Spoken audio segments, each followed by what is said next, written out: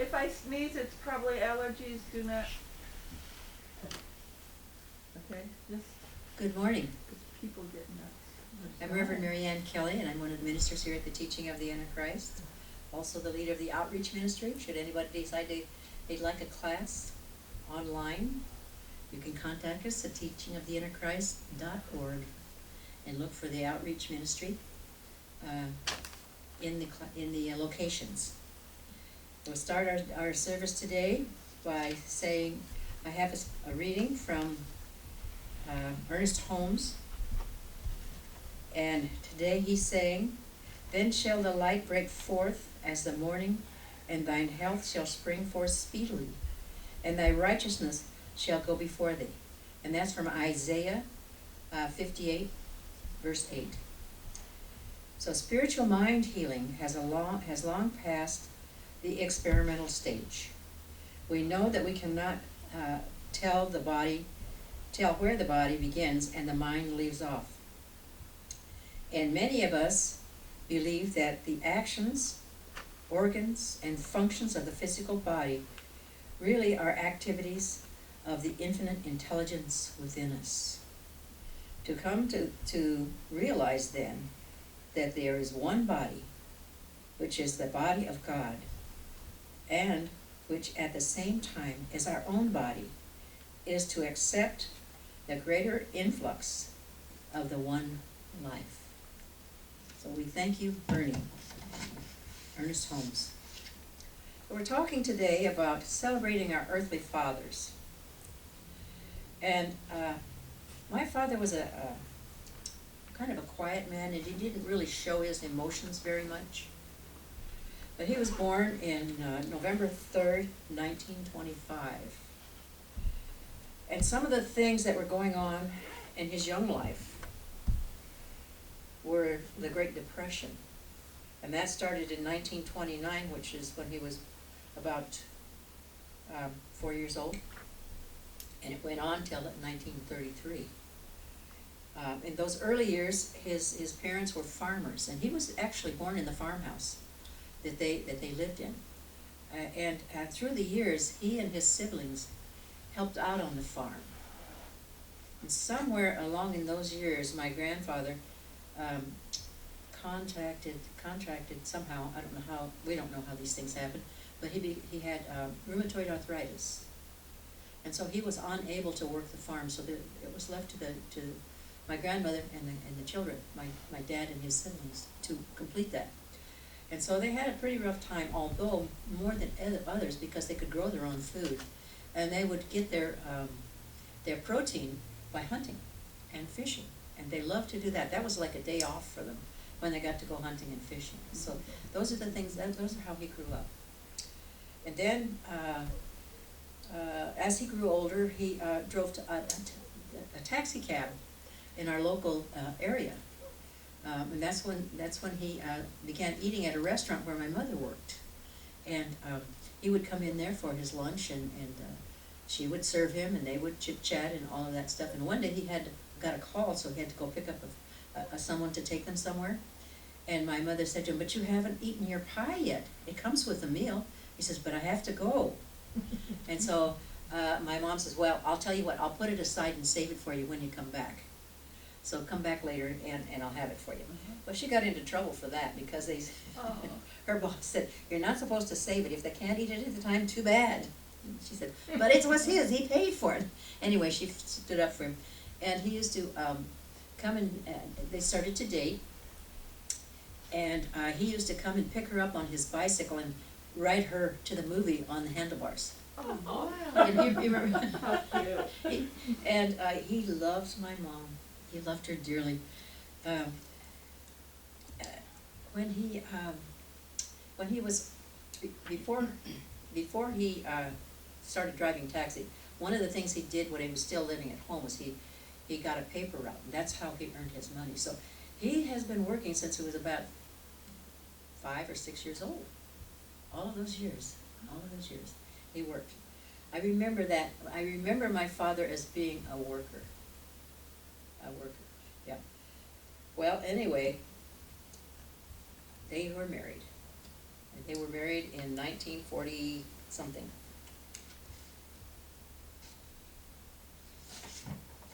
1942, September 7th, 1942, I remember that now.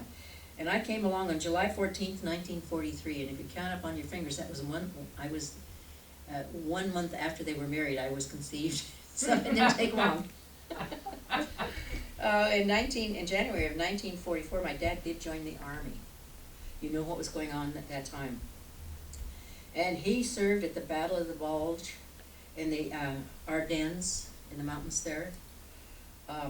And he was one of only 6 people in his platoon that came down off of that snowy mountain. Wow. And a platoon in those days was, it was either 2 or 3, it was 3 or 4 squads made up a platoon, which was 20 to 50 soldiers, and it was commanded by a lieutenant. So you see, that was just a small group, but it was about 50 people in his platoon, and he was one of 6 that came off of that. And the thing about it was, his feet were frozen. He helped someone else down the mountain. His feet were frozen. And so he spent the rest of his career in the Army and then in a hospital in England, rehabbing, and that he almost lost his feet because they were frostbitten. It was not a good thing. No, it wasn't. It was not a good thing for anyone. War is just not good. It's not a good thing. We can't be doing that anymore. We have to stop. That's my political thing. Anyway, he came home in December of 1945, and what had happened is they had dismissed him from the hospital, and then they had dismissed him from the Army. I don't know what they do, how they do that. Anyway, he was good to come home. At the time, they told him, you know, you need to wait around for about a week because we have these medals we want to give you, but we have to engrave them. And there was a ship leaving for the United States the next day, and he says, no, I'm on that ship. I'm out of here. You know the trauma that those men went through. All of them, both sides, everybody. Not a good thing, not a good thing. I'm so glad that we're not doing that anymore too much. Dad didn't talk about his time in the war. He never liked to talk about it. Until one day, I'd say it was probably the mid-90s, a package came to him. 1945 to the mid-90s. And then this package came from the War Department. And it had his medals in it, and I forget whether there were 4 or 5 of them in there. Wow. But, you know, I guess it really touched him. Because he had totally forgotten about them. He didn't think anything of them. One of our senators got a hold of his story for some reason. Someone talked to them about, you know, he needed some help from the VA, and he was having trouble getting it. And so the senator got involved and got him his benefits from the VA so that he could be treated over there because of his war problems, his feet especially. And so he would go to the VA for his medical treatment. And they got a hold of his military records that they said were lost in a fire. And I never remember that there was a fire and that there was a lot of records were lost, but they found it somehow, and it was charred, but they did find it. And so that's how he got his medals. And that's when he began to open up just a little bit and tell us a little bit about it. He says, you know, Marianne, that was really bad. He said, I only shot my rifle twice, once to make sure it worked and once to get a rabbit for food. He said, he never shot it again. He said, but it was really bad, and people around me were, and but he didn't go into it a whole lot, but that was what, when he got those medals, he did open up a little bit. He didn't care if they were inscribed. He wanted out of there. He said he was afraid, when they let him out of the Army, he was afraid they were going to take him back in. They might change their mind. That's why he decided to take the first ship home. So there you go, and I don't blame him. I would have too. But in any case, my dad didn't show a lot of affection. That was not his way. But I do remember these things about my dad, that he loved children, especially his own, that he loved animals of any kind, and we always had pets. We had cats and we had dogs, and we had a salamander at one time. My brother brought home one of those, and we had fish. But my mother drew the line at snakes. My brother, who had the salamander, wanted a snake, and she said, no snakes, no snakes. Well, you can't pet a snake anyway, so we don't want those anyway. And he loved my mother. He did dearly love my mother. So he liked to fix things. He was a good mechanic. He kept our car in order. He did most of the work himself. He he was good at the plumbing in the house and the things that need to be happening around the house. Except at one time, he fixed my mother's iron, and she got a jolt off of that, so she wasn't happy about that, so we got a new iron. And then one day, he decided, one Christmas, the Christmas tree lights didn't work. So he decided he was gonna fix those, and he was, redoing the wiring and all of that. The problem was, he started a fire. So my mother never let him touch electrical stuff again. That was off limits, so he was not good with electrical things, but he was good with a lot of other things. Dad, when I think of my father, I think of him as at work. He spent a lot of time at work, and he was a hard worker. He usually had 2 jobs, sometimes 3, but he had 10 children. One of them died in infancy, so there were 9 of us that he had to feed. And so he did whatever he needed to do to bring that together. I remember one year that I wanted to learn, the band director came to our school and said he wanted to start a grade school band. And I was about 5th grade at the time. And I decided I wanted to play a cornet, because I knew someone who played a cornet. One of my aunts did. And I decided I wanted to do that too. So I went home and I asked my dad if I could get a cornet. He didn't know what it was. I said, like a trumpet? Oh yeah, okay. And he said, I don't know, we'll see. And about 2 weeks later, he came home and he had this little suitcase. And I thought, I wonder what's in there. And he set it down in front of me and I said, is that for me?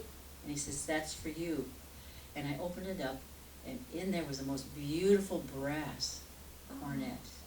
And it was for me to learn how to play so that I could play in the grade school band. And it turns out that I dearly love that horn. And I played throughout my grade school and my junior high and my high school days. And in fact, our band got to march in the JFK inaugural parade. And for a little girl from Scottsbluff, Nebraska, who hadn't been out of the state, that was quite an adventure. We took buses to Chicago, and then we got on the train at the L, and then we took that over to Washington, D.C., and we stayed in this nice hotel.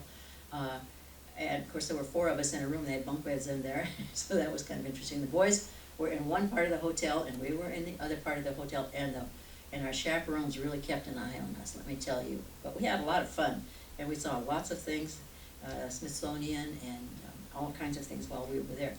And it was a thrill. It was really a thrill.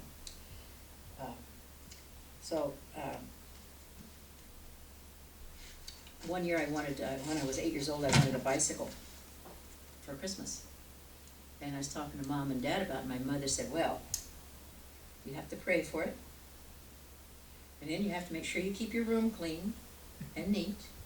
And you gotta help me around the house, and we'll see what happens. We'll see what Santa Claus brings. Well, I was 8 years old, I kind of knew there wasn't a Santa Claus, but yeah. Well, I was home from school one day, and this man brought this great big huge box. And he brought it in the house, and it said B-I-C-Y-C-L-E, bicycle on it. And I thought, oh, that's mine, that's for me, that's for me. Mom said, you go in your room. And she made me go in the room, and I'm watching through the curtains as he brings it in, and they take it into my mom and dad's bedroom, and Mom closed the door.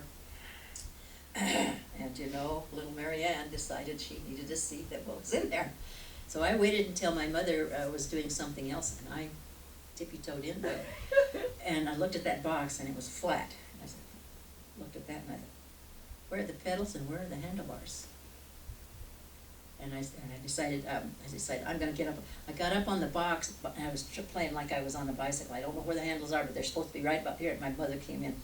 She got me out of there. Well, on Christmas Eve, we always went to bed early because, we wanted to get up early.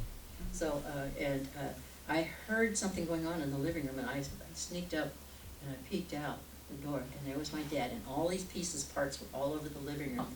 And he was putting that bicycle together, and I didn't get another wink of sleep. But the problem was, I got up the next day, and there it was, and it was for me. It was for me. And so I was sitting on it, and I wanted to take it outside and ride it right then. But there was snow on the ground. My mom says, no, you have to wait till the snow melts. Oh my gosh, that was agonizing. But it was about a week before the snow did all melt, and I was able to take it out in the mud. But I had a lot of fun with it. But I washed that bicycle almost every day. You know, got the mud off, you know. I didn't want any mud on that bicycle. And I rode that bicycle until I got a car. I rode it to school. I rode it everywhere I went. We went to the library. We went to the movie. I remember one time a bunch of us, we all parked our bicycles out in front of the movie house. And so there were a whole bunch of them out in front of the door. Well, when we came out of the movie, they were all gone. And I was crying, somebody took my bicycle, somebody took my bicycle. Never mind, everybody else's was gone too. And then we found out that because we had parked it on the sidewalk in front of the theater, that we were, that they were blocking traffic and people couldn't get around them. So they took them all. We had to go down to the police station and we had to claim our bicycle. Fortunately, we didn't have license plates for our bicycles, but we did have to register them, and we did have to, you know, have our little slip of paper that said that we had registered them and which one was ours. So I got my bicycle back, and I never ever did that again. So I would, rather than ride my bicycle to the movie on Saturday mornings, I would take. How many of you went to movies on Saturday mornings? You remember? Yeah. I think for a dime you could get into the movie and get a popcorn and a soda. It was a really good thing. It was a good deal. This was a long time ago. Long time ago. But we had a lot of fun with that. But these are things that I remember that my father did to show his love. I mean, he would fix things for us. He would make sure that we all had our clothes and we always had a nice home, and we always had nice food. I remember one time I was peeling some potatoes for Mom. And he came up behind me and he says, boy, you're really taking off a lot of the potato with that skins. Someday you may wish you had that. And years later, I figured out what he meant by that. He lived through a time when there wasn't a lot. And so he saw me cutting too much off, and he wanted to let me know sometime you might want that. And it was his background. But, you know, you think about things like that. I never thought about things like that. That's why I got a potato peeler, and it just takes off a little bit. Yeah. But the one thing about it was, I remember sitting at the table one time, and my mother had baked up all of these potatoes for us. And he looked at that, and he said, boy, that's a waste of a good potato. And we all looked at him like puzzled and said, Dad, that's not a waste of a good potato. You eat the whole thing. You put a little butter on that potato skin, and that's really good. And he just grumbled. He liked mashed potatoes. So don't try to feed him rice. He didn't like rice. So anyway, that was kind of my dad.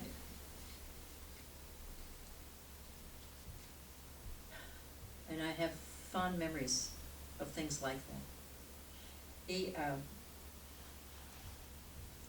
years later, I heard that the VA had put him on antidepressants. And I realized something about my dad.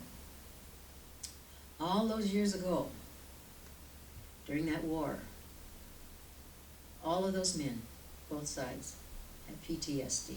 Yeah. But in those days, you were a coward if you said anything about it. You toughed it out. I don't know how it was other places, but in the United States, you toughed it out. You didn't complain. You just went about your business. And I often wondered how many of those men, probably all of them who went, came back with PTSD. And how hard it must have been for him. But how much he loved us. He passed away about 2 years ago, and so I'm still raw with that. But anyway, that was my dad. And I love him still, and I miss him. And I hope you all have fond memories of your fathers also. And so we say to them today, wherever they are, Happy Father's Day and thank you. Excuse me. For all that you've done, and in knowing his transition to the other side, and his glorified body, his feet don't hurt anymore. Thank you, wonderful God. Thank you, Dad. And so it is. Amen.